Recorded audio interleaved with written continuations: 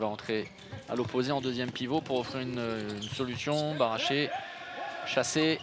Gaïdoutchenko, c'est bien joué, très bien. Avec une défense nîmoise un petit peu légère quand même, une nouvelle fois. Ça, ce n'était pas un cadeau pour Tezio, avec un angle extrêmement fermé. L'occasion, oui, et l'occasion, il se trompe. La faute de Raphaël Cocheteur hors secteur. La solution était clairement sur le décalage. Sans même aller jouer en profondeur.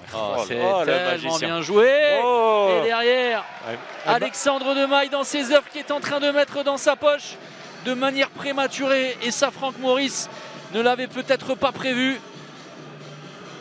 Tezio. Et cette passe géniale de Michael Guigou.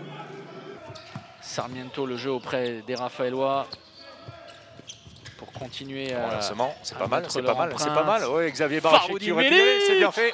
Oh, le Chabala au-dessus des mains de Rémi Desbonnets une nouvelle fois. La défense nîmoise trop passive, ça va trop vite de la part des Raphaélois. Ouais, ça c'est bien fait, c'est bien lâché la part de Quentin Minel qui écarte en même temps qu'il donne un bon ballon à Quentin Dupuis qui arrive dans l'intervalle. Le tir trouve la lucarne coin long. Et on revient sur ce renversement de jeu de Dani Sarmiento. C'est lui qui fait la différence. Ensuite, la dernière transmission de Xavier Baraché qui aurait même pu. La jeunesse au pouvoir, Kolakovic. Baraché avec le Serbe. Gaïdoutchenko, la passe compliquée pour Faroudine Melic, mais peu importe. Mais là est parfait. Un énorme début de rencontre de la part de l'ex-joueur et de Chambéry et du PSG et de Vélénier. La fin de première période, attention bien gérer ce ballon, prendre le temps et Echam, très bonne position. Superbe. Ouais, Echam, vraiment. Le changement avec le gardien. L'artilleur en chef, ça va être trop court.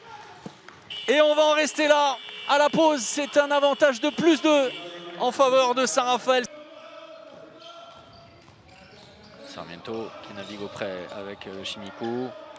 Beaucoup de profondeur. Et ça, c'est bien. Cocheteux oublié complètement. Et derrière, l'acrobate. Le guerrier funambule, Johan Maresco. Très efficace aujourd'hui. L'engagement rapide. On est encore sur l'engagement de la part de Nîmes avec ce tir détourné de la part de Brian Niateux qui trompe le pauvre Alexandre Demaille. Un petit peu malheureux, c'est touché par Timmy Petit. Ça dévie un tout petit peu la trajectoire. On voit la parade de Rémi Desbonnets. Alors à l'horizontale. Vraiment. Sarmiento, Baraché. L'entrée de Cocheteux. Magnifique.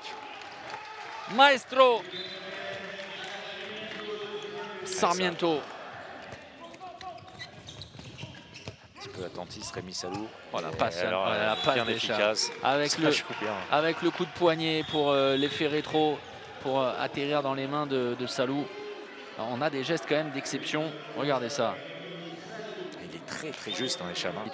Sarmiento, Baraché, le mouvement à l'opposé de Cocheteux. 6 contre 6 donc sur... attention, ça va coûter très cher cette perte de balle. Et Mohamed Sanad ne va évidemment pas se tromper dans le but vide pour redonner 2 longueurs d'avance à l'USAM. Attention à ces moments, à garder la tête froide et la concentration. Ne pas relâcher l'étreinte parce que la mésentente entre Baraché et Sarmiento a une conséquence fâcheuse. Allez, nos deux amis égyptiens ne sont pas les plus mauvais de la partie. C'est même sans doute les deux meilleurs buteurs.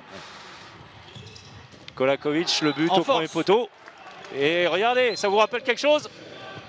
Michael Guigou, comme lors des dernières secondes de la victoire face à Nantes, il a pris l'information, ça a été le premier relanceur, il a réclamé immédiatement le ballon et avec un dosage parfait, distillé comme le plus grand des pharmaciens. Regardez ça.